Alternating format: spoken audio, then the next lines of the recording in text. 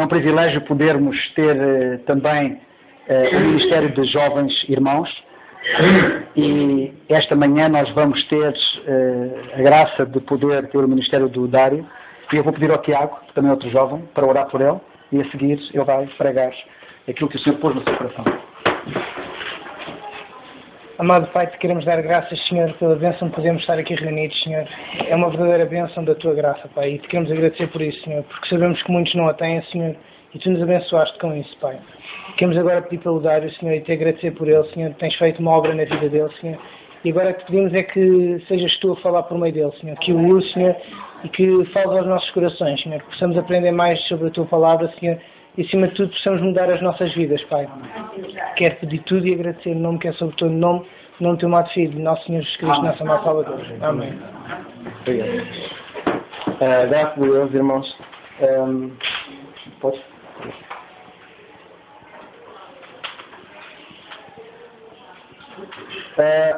Hoje eu vou falar novamente sobre a ressurreição de Jesus, e vou meter aqui esta apresentação em PowerPoint para que os irmãos possam, quem quiser, anotar os versículos. Essencialmente eu fiz esta apresentação para pôr os versículos, para quem quiser ver em casa, fazer como os bereanos faziam, e lemos em Atos que eles examinavam as Escrituras, assim vocês possam fazer o mesmo, examinarem pela Bíblia, pela Palavra de Deus, aquilo que eu vou falar. Eu vou falar essencialmente, mostrar que nós não somos diferentes dos discípulos daquela época. Naquela época, os discípulos e os apóstolos tinham o Senhor Jesus Cristo com ele, e, no entanto, muitos deles negaram, mesmo durante o seu ministério, e muitos deles, como lemos na tua palavra, escandalizaram-se nele quando ele foi preso, quando foi crucificado, e até mesmo na sua ressurreição, eles duvidaram que Jesus tinha ressuscitado.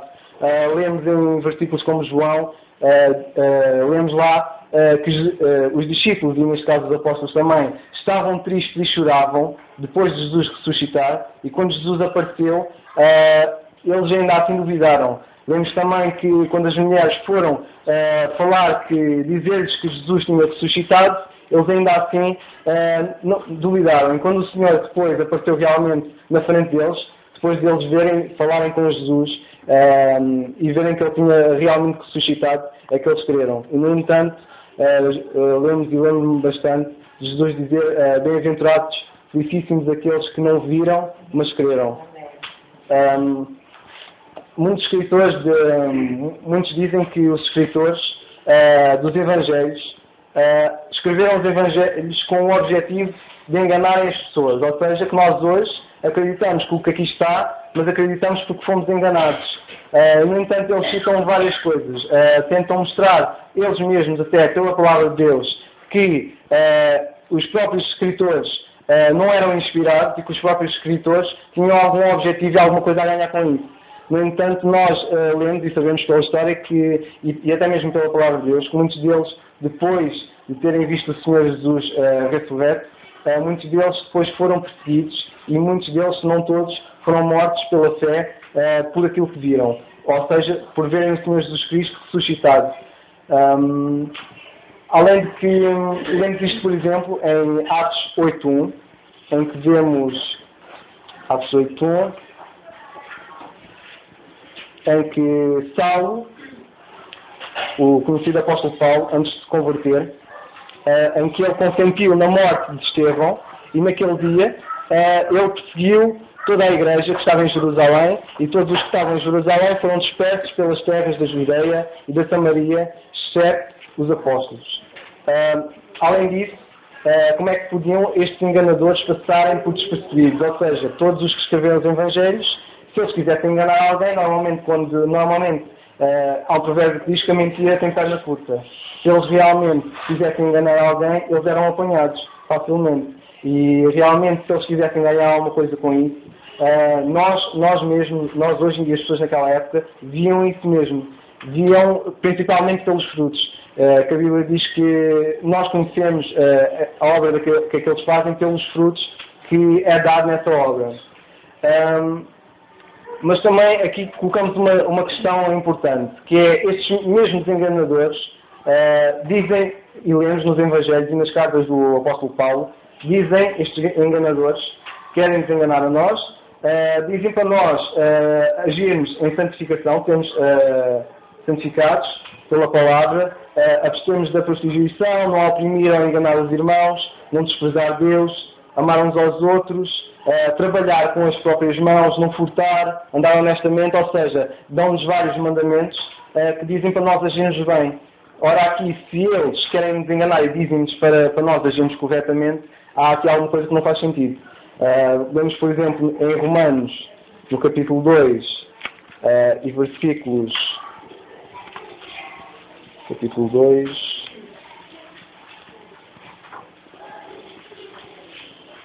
Capítulo 2 e versículos 21. Tu, pois, que ensinas a outros, não te ensinas a ti mesmo. Tu que pregas que não se deve furtar, furtas. Tu que dizes que não se deve adulterar, adulteras.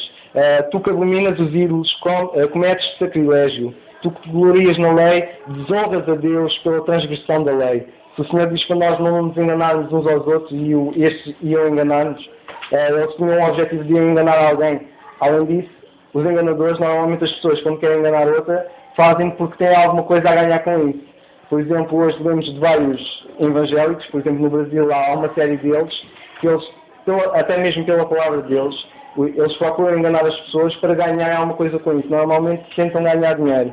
E depois alguns até preocupam-se em investigar a vida deles e veem que eles têm uma vida de rei. Não lhes falta nada. Ou seja, estes são os verdadeiros enganadores. Normalmente quem quer enganar alguém tem alguma coisa a ganhar com isso.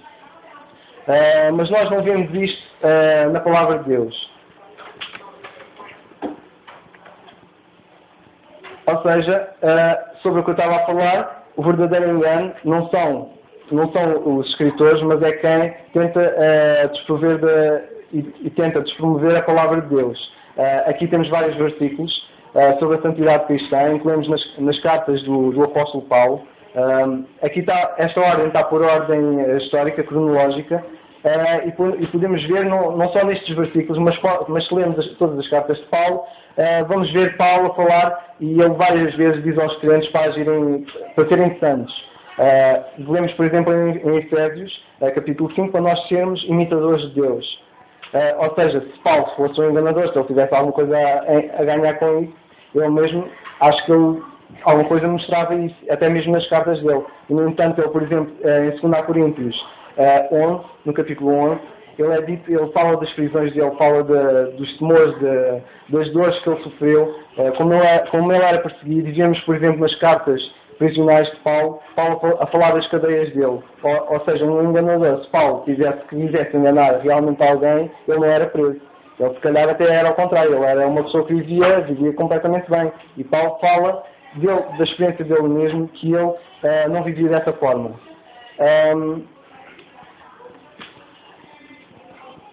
No entanto, o objetivo destes indivíduos é só um.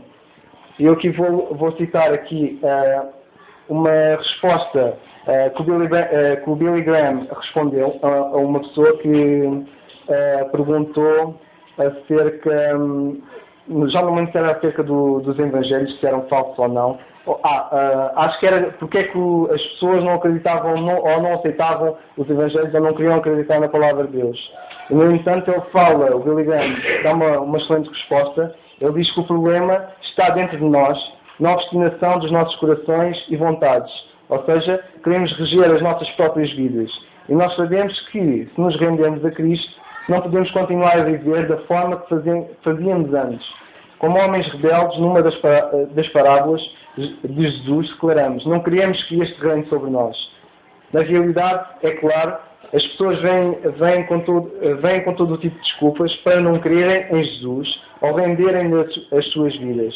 Exatamente como fizeram no tempo de Jesus. O orgulho, um pecado em particular, a dúvida, a pressão de um grupo, essas inúmeras e outras desculpas mantêm Jesus fora das nossas vidas.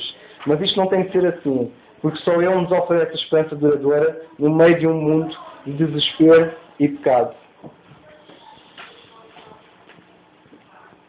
E, como vemos aqui, por exemplo, no Salmo 10, 3, 4, vemos que muitos desses não procuram sequer, não procuram o Senhor, e como lemos bem no Salmo 10, 3 a 4, pois o ímpio gloria-se do desejo do seu coração, bendiz o alvarente e blasfema do Senhor. Por causa do seu orgulho, o ímpio não o busca, e todos os seus pensamentos são, não há Deus.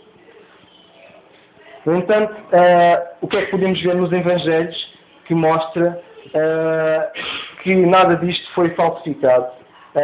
E quais os motivos que vemos para as pessoas naquela época não só mostrar que eles realmente morreram por uma coisa que eles viram, por uma pessoa que eles viram, neste caso, que era o Senhor Jesus ressurreto. Vemos isto principalmente, inicialmente, por motivos socioculturais. Nós sabemos hoje que a ressurreição de Jesus não foi falsificada. Sabemos, por exemplo, através de Daniel 12:2, que as crenças judaicas a respeito da vida após a morte excluíam a possibilidade de alguém ressuscitar dos mortos para a glória e imortalidade antes da ressurreição geral do fim do mundo. Vemos, por exemplo, em Daniel 12:2, que está logo aqui no início, ele diz o seguinte: Daniel 12:2.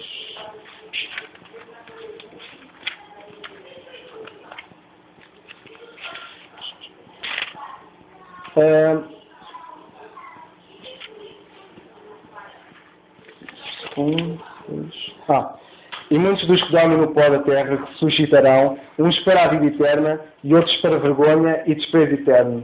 Ou seja, a cultura judaica tem uma cultura e um pensamento que, acerca do respeito da vida após a morte, só os mortos, todos os mortos ressuscitariam só depois na ressurreição geral do fim do mundo. E tudo o que os discípulos podiam fazer naquela época, quando Jesus foi crucificado e depois de morrer, era preservar o corpo dele, ou neste caso, preservar o túmulo. Lemos disso, por exemplo, em Mateus 27, em Marcos 16, 1, 2, em que as mulheres foram ungir o corpo de Jesus, e antes disso vemos que elas foram ver onde é que o corpo estava, para depois irem fazê-lo. Logo a seguir, vemos isso mesmo através que as mulheres foram ungir o corpo de Jesus, e vemos através de todos estes versículos elas a fazerem isso mesmo. Enquanto essas mulheres iam ungir o corpo de Jesus, lemos também, por exemplo, em João, que, no entanto, os apóstolos e os discípulos estavam em casa juntos, e estavam a chorar e estavam tristes pela morte de Jesus. Ora, se alguém quisesse enganar alguém, eu, pelo menos, se quisesse enganar alguém, dizia que os discípulos já estavam à espera, no túmulo, à espera de Jesus ressuscitar. É para depois eles irem contar aos outros. Se calhar até eles mesmos já estavam a dizer às pessoas todas: olha, vamos lá ao túmulo ver Jesus ressuscitar e ele aparecer. No entanto, não vemos isso acontecer. Porque por motivos socioculturais que eles não esperavam, que neste caso o Messias ressuscitasse logo 3 dias depois da sua morte. Eles esperavam que todos ressuscitassem no último dia, no fim do mundo, neste caso. O túmulo, neste caso, era de conhecimento geral do público. Não havia ninguém que não soubesse onde é que Jesus estava sepultado. Em Mateus 27, 55 a 76, 28, 4 e de 11, nos versículos de 11 a 15, vemos que não só as mulheres foram ver onde é que Jesus estava sepultado, como também os fariseus depois foram falar com Pilatos a pedir para que o túmulo fosse guardado. Ou seja, a partir deste momento, não só Pilatos sabia, como também os guardas e várias pessoas sabiam onde é que era o túmulo de Jesus. Porquê? Porque tinha lá a guarda para que depois os discípulos, estes mesmos enganadores, não fossem lá roubar o corpo. Outras razões que vemos isto é a cegueira dos discípulos acerca da ressurreição. E esta parte é bastante importante, porque vemos que os discípulos, por várias razões, Jesus apareceu até por várias vezes. Por exemplo, em Lucas 24, no capítulo 24, nos 2 discípulos a caminho de Emaús, se eu não me engano, Jesus apareceu, falou-lhes, neste caso, deu através das Escrituras, e, no entanto, eles, apesar de terem Jesus ao pé deles, não o reconheceram. Só o reconheceram quando Jesus partiu o pão. Esta é uma das razões que mostra que eles não tinham razões para sequer falsificar uma coisa que nem sequer eles estavam a par disso. Eles eram cegos relativamente a este assunto. E até mesmo durante o seu ministério.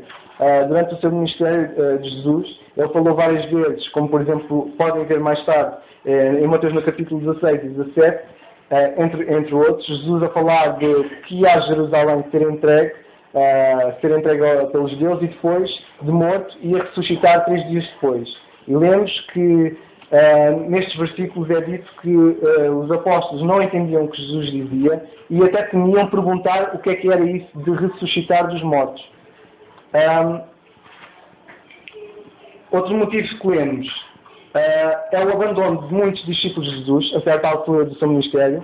Vemos isso em João no capítulo 6 e vemos que Jesus estava a falar aos seus discípulos. O discurso dele lemos que era um discurso duro e que eles, por esse motivo, deixaram de seguir Jesus. Só ler no instante. No dia seguinte, a multidão que estava na outra banda do mar, vendo que não havia ali mais do que um barquinho e que Jesus não entrara com os seus discípulos naquele barquinho, mas que os seus discípulos tinham ido sós. Contudo, outro barquinho tinham chegado a Tiberíades, perto do lugar onde comeram o pão, havendo o Senhor dado graças. Um bocadinho mais para a frente, lemos que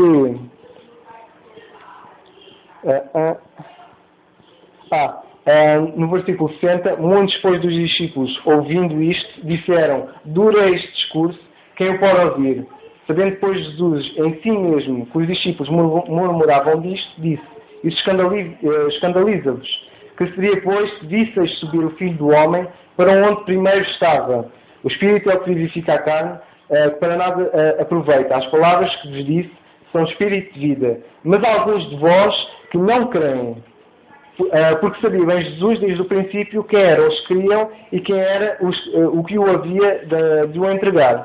Ora, aqui vemos também o abandono dos discípulos e depois, mais tarde, a negação de Pedro em relação a Jesus. Perguntaram e disseram que Pedro tinha estado com Jesus e Pedro nega-o 3 vezes. Não só isso, como também vemos a fuga dos discípulos e a tentativa, até mesmo de Pedro, antes de negar Jesus, tentar defender Jesus. Isto aqui mostra que Jesus, neste caso, não precisava, primeiramente ele não precisava que ninguém o defendesse. Ele mesmo diz a Pedro para ele embainhar a espada dele, ou não podia ele chamar 2 legiões de anjos, pedir ao Pai, ou ir defender. Aqui mostra que Jesus não precisava, neste caso, de ajuda, não só para ele implantar o seu reino, como ele também ir à cruz. E vemos a seguir logo a seguir isso, se eu não me engano, em João, vemos que, em João ou em Marcos também, vemos que depois disso todos os outros o abandonaram. Não é dito que os discípulos o abandonaram, é dito que todos o abandonaram. Neste caso, que Jesus ficou plenamente só em relação a ele ir à cruz. A seguir, os motivos para isto, lemos outro motivo. É o medo que os discípulos tinham dos judeus, não só eles, como todos os outros. Vemos isto em João 20:19, em que eles estavam escondidos, porque eles tinham medo dos judeus, de serem perseguidos e mortos. Aliás, se eles quisessem enganar alguém, era completamente ao contrário. Porque depois disso, se lemos todas as cartas, se lemos Atos dos Apóstolos, vemos que os discípulos com ousadia estavam a falar de uma coisa que eles viram, que era Jesus ressurreto. E vemos que antes de Jesus ressuscitar, eles estavam com medo. Ora, se isto fosse um engano qualquer, ninguém dizia isto. Diziam logo que eles com ousadia foram falar que Jesus, neste caso, tinha ressuscitado. E vemos em Atos, por exemplo, Atos 8:1, em que Saulo começou a perseguir, lançou logo uma grande perseguição à igreja, e depois, mais tarde, vemos que alguns foram dispersos pela Judeia.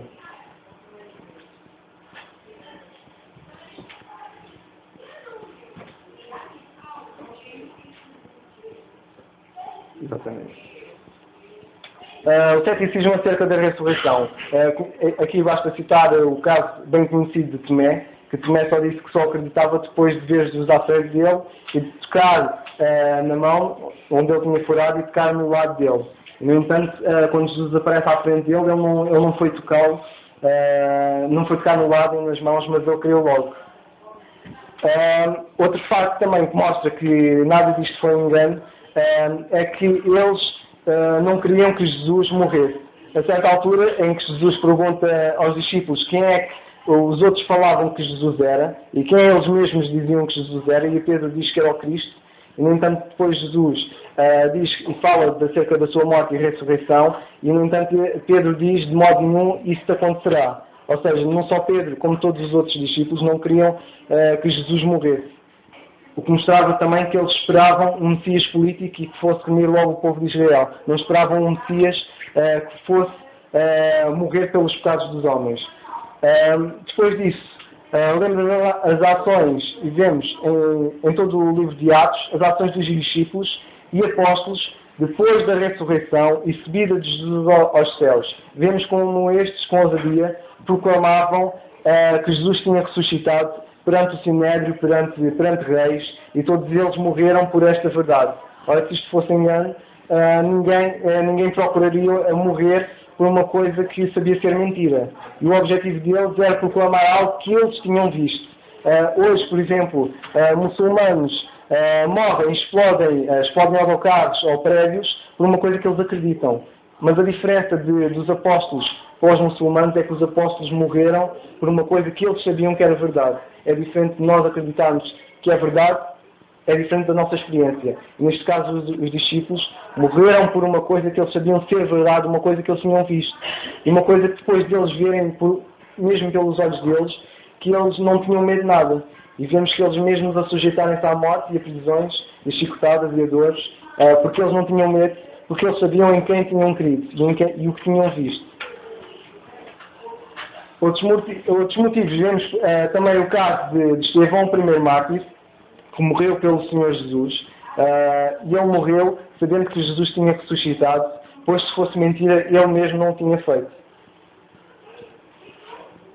Outro caso, e um caso que se calhar questiona mais, pelo menos a mim intriga mais, que eram os familiares de Jesus. Os familiares conheciam melhor Jesus do que alguns discípulos. Neste caso, até mesmo a mãe e os irmãos conheciam desde pequeno. No entanto, eles por várias situações acharam que Jesus estava louco. Muitos não acreditavam, muitos dos irmãos, é falado que os irmãos não criam em Jesus, mas depois da ressurreição tudo isto mudou.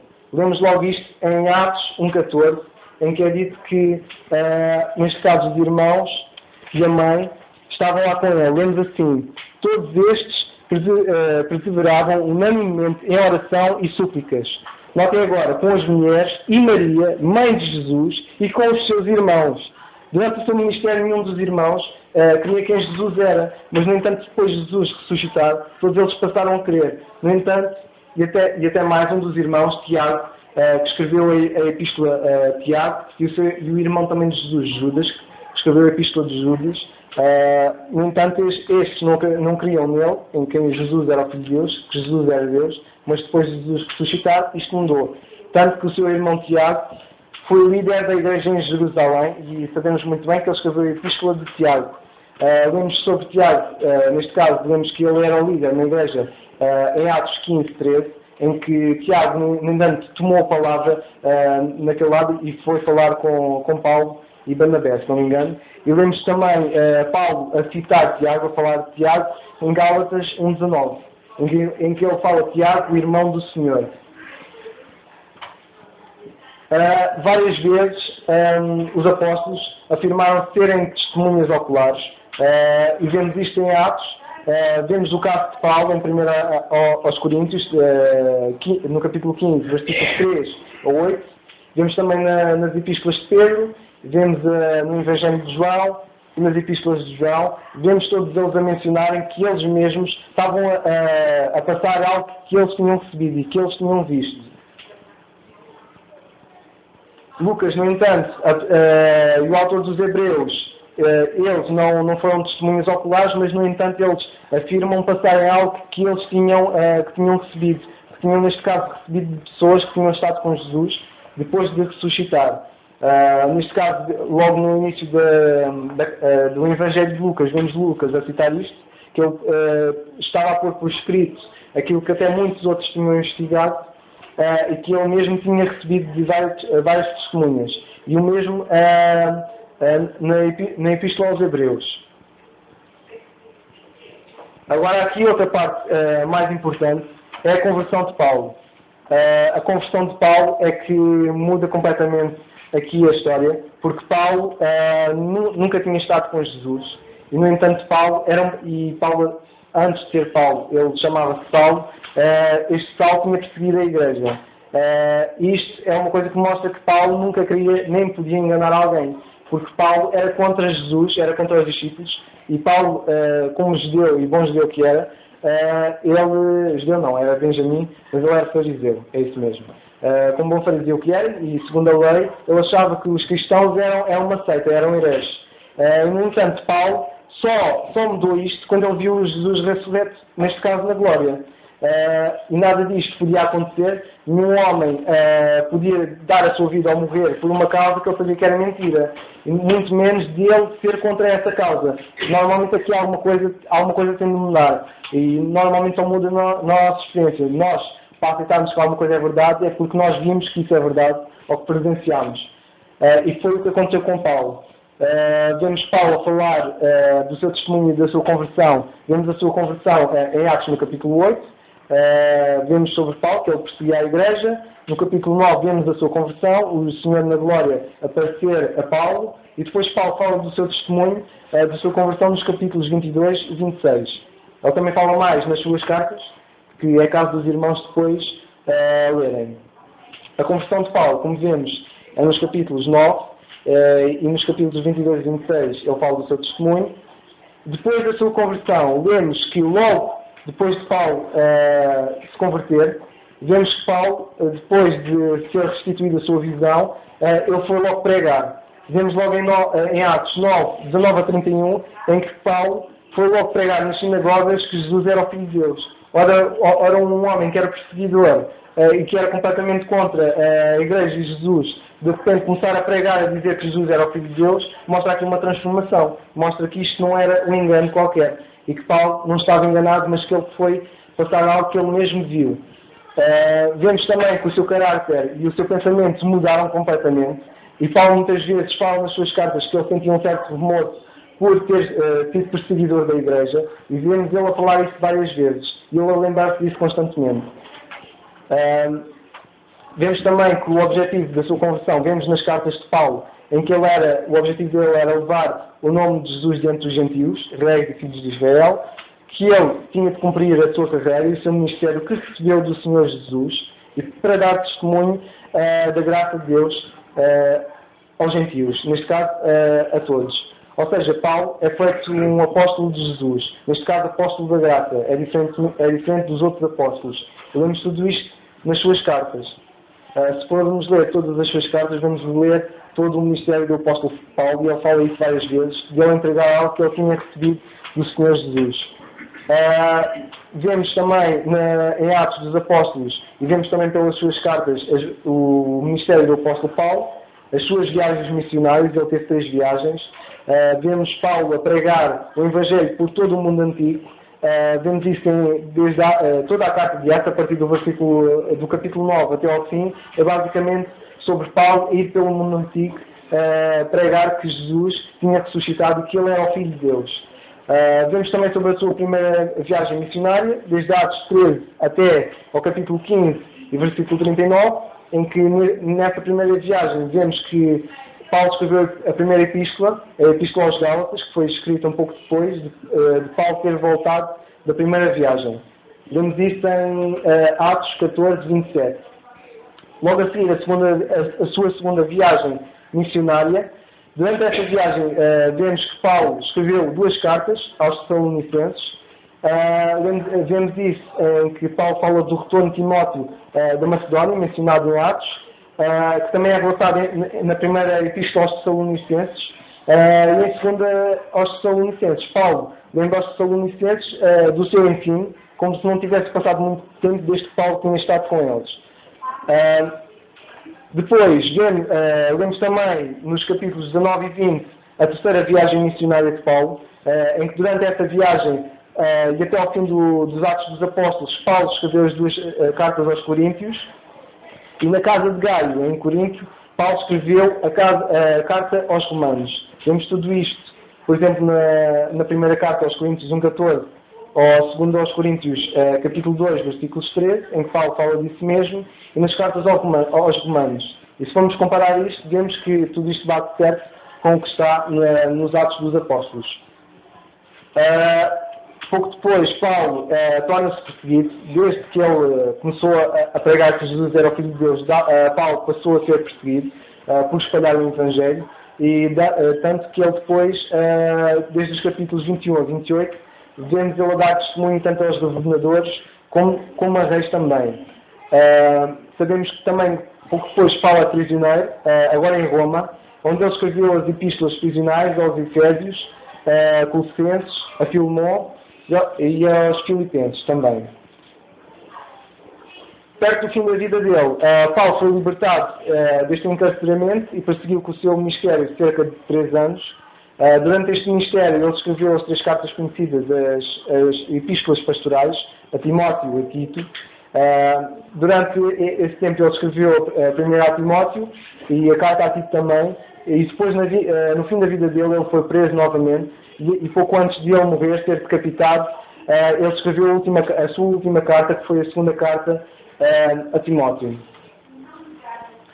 Paulo fala também da ressurreição, não só algo que ele tinha testemunhado, ele tinha visto o Senhor na glória, como ele também foi a Jerusalém e recebeu de todos aqueles que estiveram com Jesus, e ele faz uma listagem das pessoas que estiveram com Jesus para mostrar que tudo isto era verdade e que quem quisesse, ele até mesmo diz que alguns ainda vivem, no entanto ele fala que alguns já tinham morrido, mas ele diz isto aos Coríntios para, se eles quiserem saber, eles vão falar com aquelas pessoas que viram.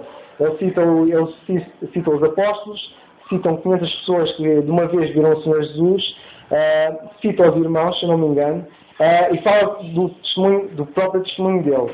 Além disto, vemos nos Evangelhos também o testemunho das mulheres que viram. Paulo não cita na sua primeira epístola aos Coríntios, porque naquele tempo as pessoas não consideravam o testemunho das mulheres válido. No entanto, podemos ver nos Evangelhos que isso não é assim, e que os Evangelhos, os escritores, citaram mulheres. E aqui mostra também outra coisa, que se quisessem enganar alguém, naquela época, se quisessem enganar alguém, eles nem sequer citavam mulheres, porque, como disse, as mulheres não tinham, o testemunho delas não era válido, era só o testemunho dos homens. No entanto, os escritores dos Evangelhos citam mulheres, e foram as mulheres que foram a dizer aos apóstolos que o Senhor Jesus tinha ressuscitado.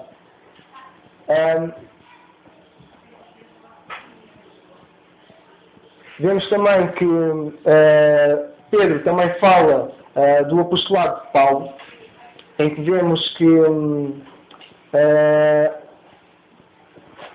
segundo a Pedro 3, 15 a 18, em que vemos Pedro a dizer, tendo por salvação longanimidade do Senhor Jesus, do Senhor, como também o nosso amado irmão Paulo vos escreveu, segundo a sabedoria que lhe foi dada. Note, ele aqui diz a sabedoria que foi-lhe dada. Neste caso, a sabedoria do Senhor e tudo o ministério de Paulo que foi entregue a Paulo pelo Senhor. Falando disto, como em todas as suas epístolas, entre as quais há pontos difíceis de entender, que os indoutos e inconstantes torcem igualmente as outras Escrituras para a sua própria perdição. Vós, portanto, amados, sabendo isto de antemão, guardai-vos de que pelo engano dos homens abomináveis sejais juntamente arrebatados e decaias da vossa firmeza, antes crescer na graça e conhecimento do Senhor e Salvador Jesus Cristo. Ele seja dado a glória, assim agora como no dia da eternidade. Amém. Ou seja, vemos pela própria Bíblia, vemos que nada disto foi um engano. Vemos pelos próprios discípulos, por aqueles que presenciaram, por aqueles que escreveram, e até nós mesmos, que nada disto é mentira.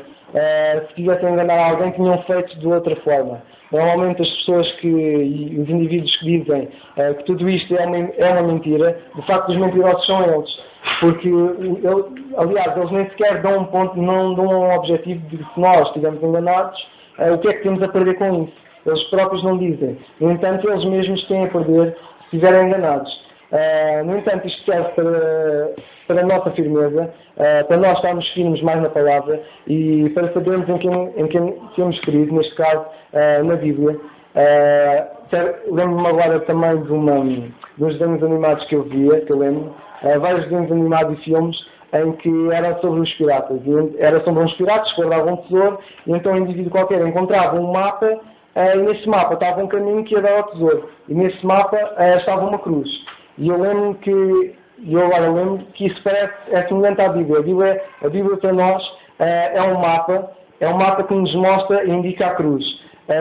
E lá está, e nós quando realmente nos guiamos pela Palavra de Deus, nós encontramos um tesouro, nós encontramos um baú com maiores tesouros do que alguma vez a gente possa ter nessa vida. E de facto isto é uma coisa que nos dá firmeza, nos dá certeza e mais dá-nos sabedoria para também levar a Palavra do Senhor aos outros. Que o Senhor nos abençoe e continuemos a nos firmes na sua Palavra. Amém.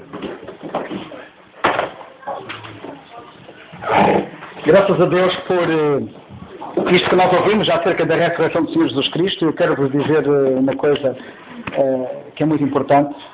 Os historiadores que historiaram, portanto, o Império Romano e naturalmente a vida de Jesus Cristo na época, são unânimes, dizendo que a ressurreição de Jesus Cristo é o facto mais bem provado de toda a história. Nem mesmo a morte de Júlio César foi tão bem provada como a ressurreição de Jesus Cristo. Reparem que a ressurreição de Jesus Cristo, segundo os historiadores, na época, estava mais bem provada do que uma morte. Reparem como é que uma ressurreição pode ser mais bem provada do que uma morte. E o argumento que o Dário apresentou, e muito bem, várias vezes ele referiu isso, que quando o acusam, dizendo que os discípulos eram enganadores e tentaram enganar, dizendo que Jesus Cristo ressuscitou, o melhor argumento, de facto, entre tantos, como nós ouvimos, e outros, é que ninguém dá a vida por uma mentira. E, portanto, se eles estivessem a mentir, eles não iam morrer por aquilo que eles sabiam que não era verdade. A verdade é que eles deram a vida por algo que eles sabiam que era verdade. E, portanto, isto é muito, muito importante. A verdade da ressurreição do Senhor Jesus Cristo. Que Deus nos abençoe e abençoe também o Dário e abençoe os nossos jovens e que Deus continue a ser glorificado. É o nosso desejo e a nossa oração.